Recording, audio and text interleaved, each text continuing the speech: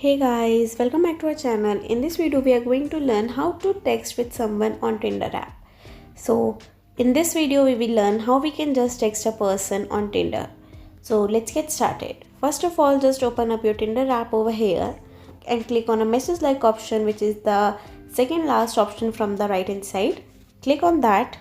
Once you are over here, you can see on the very top that you can just take the person which you have been matched.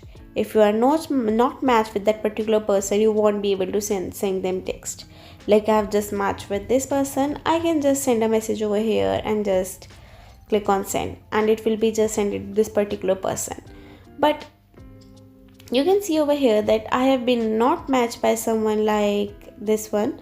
I will not be able to just text this particular person. So that I will not be able to text her until he just texts me back.